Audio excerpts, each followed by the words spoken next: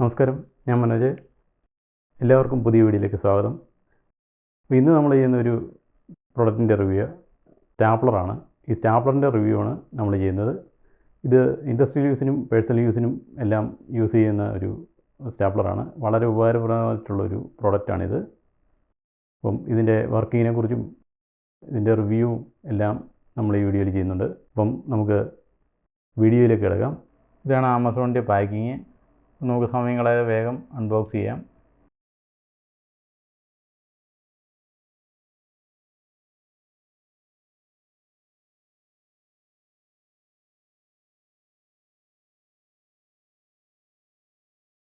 ഈ പ്രൊഡക്റ്റിൻ്റെ പേര് miles TS623 gun ടാക്കർ എന്നാണ്.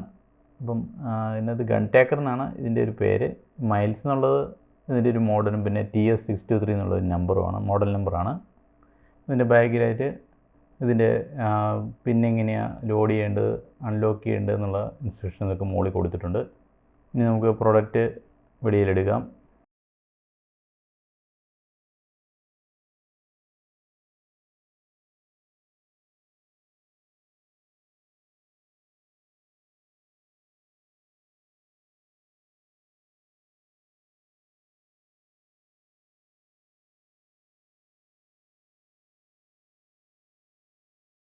നമുക്കിതിനകത്തൊരു ഇൻസ്ട്രക്ഷൻ മാനുവൽ മാത്രമേ ഇതിൻ്റെ കൂട്ടത്തിൽ വരുന്നുള്ളൂ. അപ്പോൾ അതിൻ്റെ ആ സ്റ്റാപ്ലറിൻ്റെ പേര് എഴുതിയിരിക്കുന്നത് കാണാം. മോഡൽ നമ്പറാണ് TS623 എന്ന് എഴുതിയിട്ടുണ്ട്.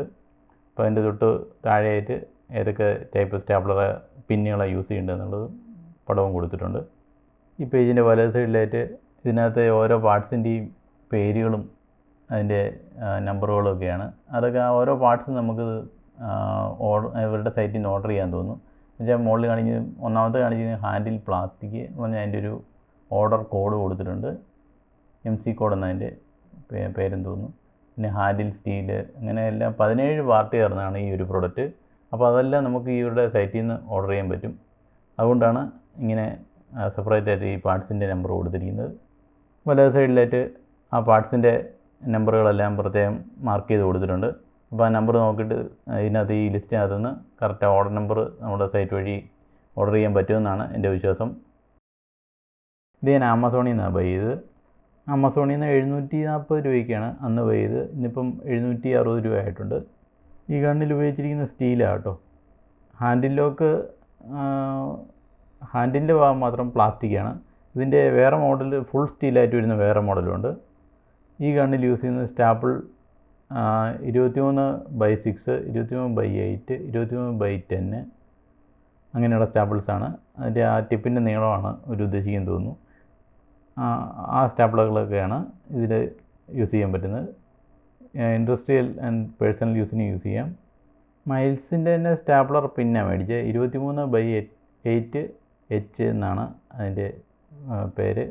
ഈ സ്റ്റാപ്പിൾ പിന്ന് സെറ്റായിട്ട് വരുന്നൊരു 5-10 ഉണ്ടെന്ന് തോന്നുന്നു. അതൊരു സെറ്റായിട്ടാണ് വന്നത്.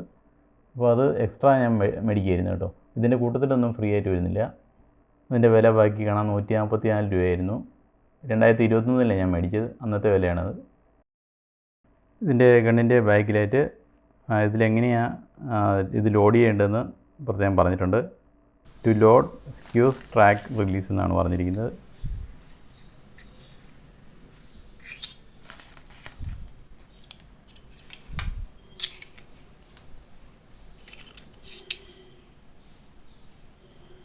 ഈ ട്രാക്ക് റിലീസ് എന്ന് പറയുന്നത് ഇതുണ്ടല്ലോ പ്ലാസ്റ്റിക്കിൻ്റെ, അത് അതിൻ്റെ അടിയിലൊരു ഇതുണ്ട്. അതിലത് പിടിച്ച് പ്രസ് കഴിഞ്ഞാൽ then pull back and drop in staples with points up എന്നാണ് എഴുതിയിരിക്കുന്നത്. അപ്പോൾ അതിൻ്റെ പിന്നെ മുകളിലേക്ക് വരുന്ന രീതിയിലേക്ക് ഇതിലേക്ക് ഇൻസർട്ട് ചെയ്യുക. എന്നിട്ട് തിരിച്ച് ഇതുപോലെ തന്നെ കയറ്റിയിടുക.